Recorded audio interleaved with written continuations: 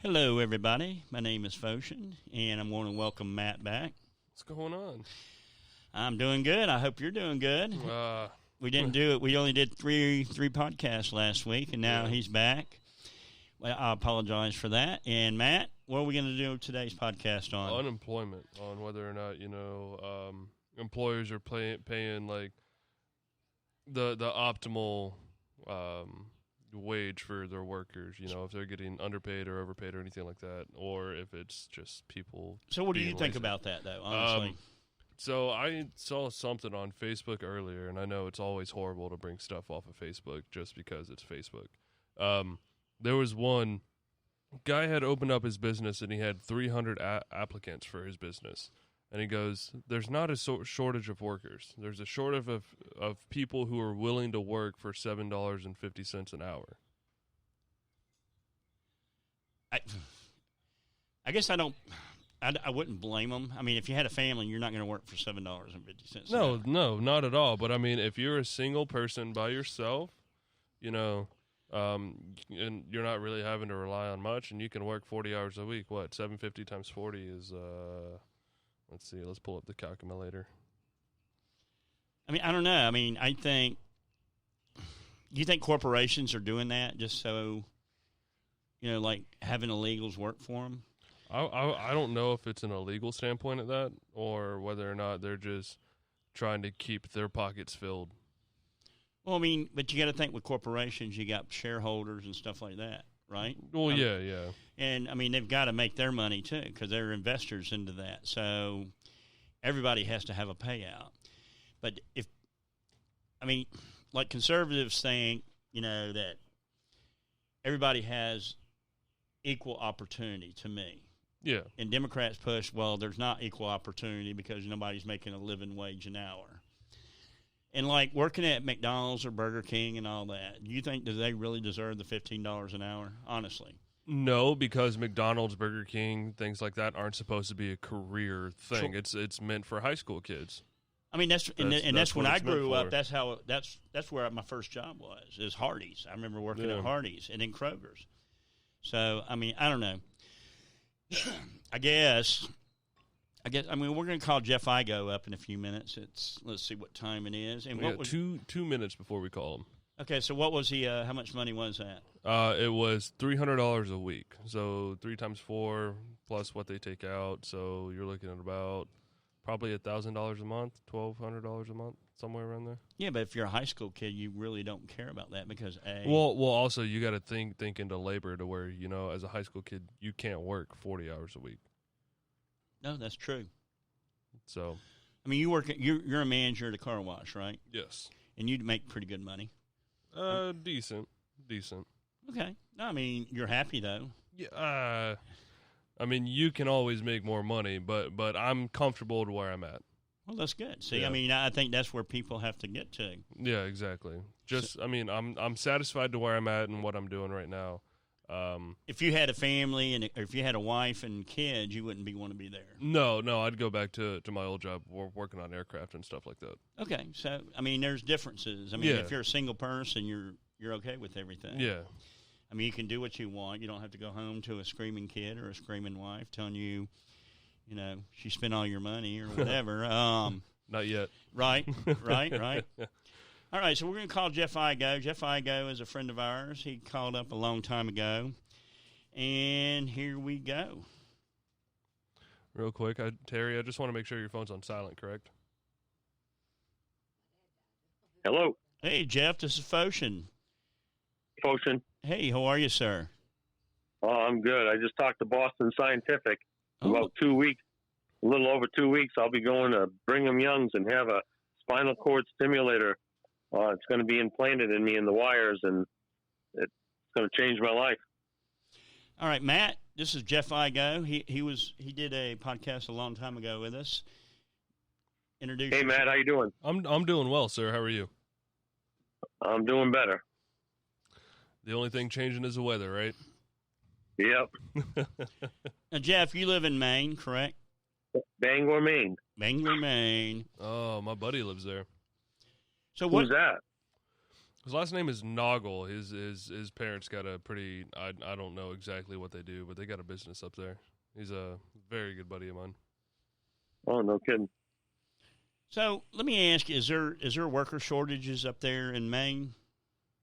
Yes, because people would rather sit on their ass home and not work and get a check. And it's disgusting. Now, do you think that's because employers aren't willing to pay enough, or just because people are lazy?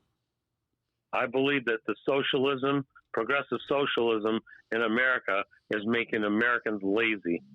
And they are giving up their rights without even knowing it, relying on the government instead of themselves. Fair enough. No, we were just talking about this a while ago. Remember growing up, and I think you're a little bit older than I, and we've talked about this before, but if you're working at McDonald's, if somebody's working at McDonald's, that used to be like a high school job, right? Yep. I mean, how many of those people are wanting to work there for the rest of their lives unless they're going into the corporations and stuff like that, or buying their own? Or management. Or management. But it used to be a high school job. I mean, yep. Flipping burgers for $15 an hour, that's just moronic. I mean, to me. It is. I mean, and that, just like the person out front. I mean, I like the little kiosk. I think that the kiosks are good. Yeah. I mean, I haven't been into a McDonald's in several months. I mean, I've done drive-through, but I haven't been inside. I mean, Terry and I went to Mel's Diner yesterday. I've never been to Mel's Diner before, but they had filet mignon. I'm like, holy smokes, this is nice. You know what I mean? It's like, I didn't remember. I've never been to Mel's Diner, but I never remembered Mel's Diner having a filet mignon and lobster tail. So that was pretty interesting. $19.99 on yesterday's special. By the way, we had a great waitress. I just want to say thank you for that. Now, okay, going back with the worldwide shortage, we sat there and my girlfriend and I were sitting there watching and like a lady that was making flags. She's talking about, it's hard to find a seamstress. It's hard to find people to come to work for her. And she said that, she hired about 3 or 4 people, and 2 of them didn't even show up. But one called her up and said, well, the unemployment benefits, it outweighs what I can make at this place. Why would I come there when I can just sit at home and make money? And I think that just goes to what Jeff Igo just said about people being lazy. Yeah. I mean, but on the other hand, if you think about it, if you look at it like that, then corporations, and we were going to do the show on woken corporations. Yeah. But do you think that with all the people coming across the border, that a lot of those people would actually work? They would work for that. It's almost like slavery, don't you think? Well, you got to look at it like this way. People crossing the border, immigrants, they want to come to America to live their life and do what they need. Other people aren't as spoiled as Americans, so they don't. Americans think that they should be handed everything and not work a day in their life. Whereas you have people from other countries come in who need money, who need to work, and they're happy making what they're making. Exactly, and that's what it's all about. What do you think, They Jeff? desire to work. They desire to work when they come here to provide for their family and even send money to their own country. And we have a generation of people that want entitlements. And what John F. Kennedy said it best: ask not what my country can do for me, ask what I can do for my country. That's the mentality that we need back in America. I think we're missing that, don't you, Matt? I do. Oh, yeah. I mean, I hate to say this, but I already think socialism already has roots here. I mean, I think it's already taken roots. Deep roots right now. Now. I mean, honestly. Go ahead, Jeff. I'm sorry. I believe we have reached progressive socialism under Obama, and the next step is communism. That's how close we are. One step away from communism. See, I think you're right on that. I really do. I think we are one step close to communism. I think that the American people have been complacent and they let this happen. And that's all of us. That's all of us not taking the time to sit there and everybody vote. I mean, and here's my biggest point. There's horrible Republicans and there's horrible Democrats. There's a lot more horrible Democrats, but there's a lot of horrible Republicans, and they have all sold us out for money and power. I say this every podcast we do, that people absolutely true. And I mean, it's the truth. So with that being said, how do we change that? I mean, we're sitting here and we got a work shortage for people because people don't want to go to work right now. Some do, some don't. I mean, we're sitting here, we're talking about the Florida unemployment. I think it's down to, what, 5%, hon? I beg your pardon? 4.9, she said. 4.8. 4.8. Forgive me. I'm sorry about that. So that's not a bad. I mean, I guess when Trump was in office, what did we have down to? 3.6 or something? What was that? You can look that up for you real quick, and you guys can keep talking. It was very low. But as soon, I mean, like with the gas line, with people hacking into the gas line and all this stuff, it's like we're already starting to decline. I mean, we really are, and it's sad that we're sitting there and we let this happen. The American people let this happen. We fell asleep being too content with our freedoms and failed to realize they were slowly chiseling it away, taking it away. Yeah, like, I mean, we're talking about, I think it was Fox News was talking about a bill that they were trying to federalize the elections now. And we talked about that before, remember? Well, Chuck Schumer and then in the Senate, they're trying to federalize the elections, which means states have no more rights anymore. That's socialism right there, people. Oh my God, is that not socialism? We're one, like what you just said, we are one step away from communism. And that's a direct violation of the United States Constitution, federals taking over state elections. That's crazy. So Jeff, just going, I mean, like in Maine, where you live, in Florida, I mean, it's beautiful here right now. We just had a little rainstorm and it kind of cooled off a little bit. What's Maine like for you when you ride around or you're doing something? What do you see with people? I mean, when you're talking to other people, what do you see out there?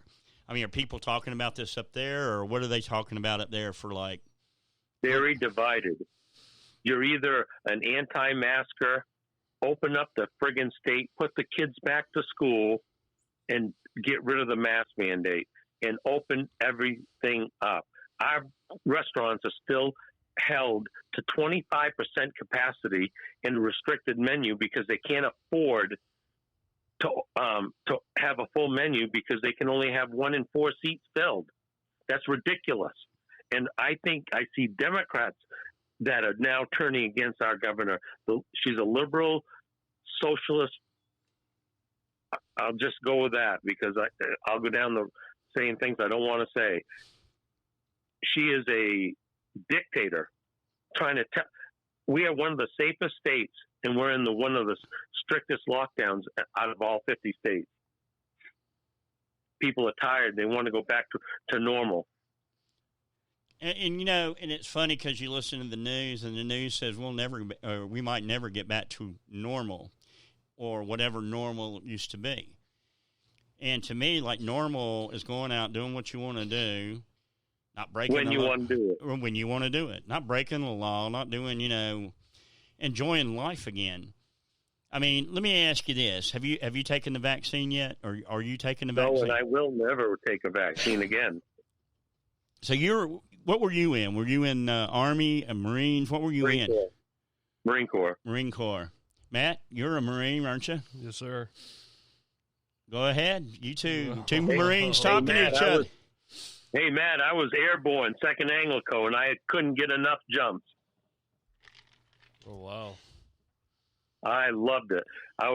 My main MOS was a desk jock, but I got trained in calling naval gunfire, close air support, and I think I had between 3 and 4 dozen jumps, and I jumped every time they let me.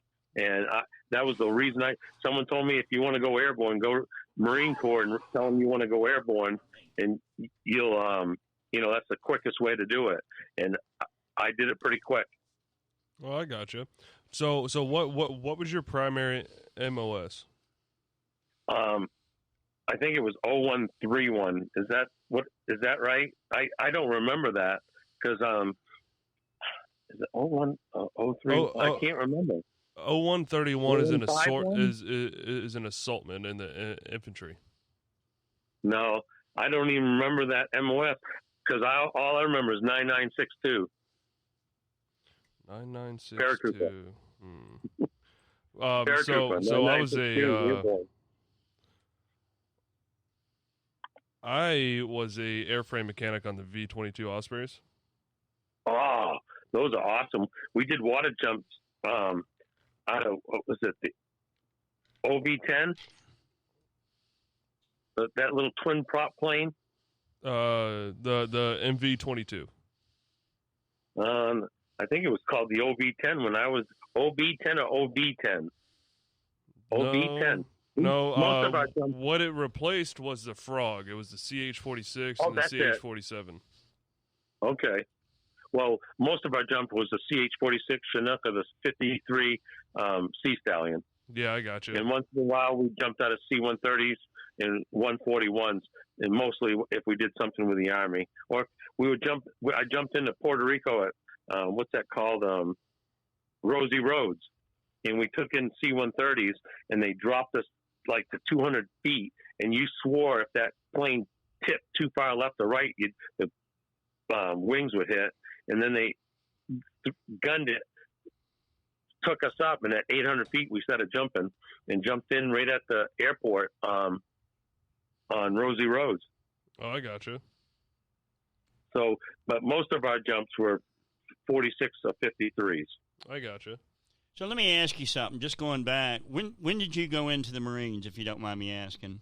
84. 84. I was in under Reagan's second term. And you went in 2015. You think it's changed much? Do you think it's changed much from? Oh, huge difference. Night and day. Night and day.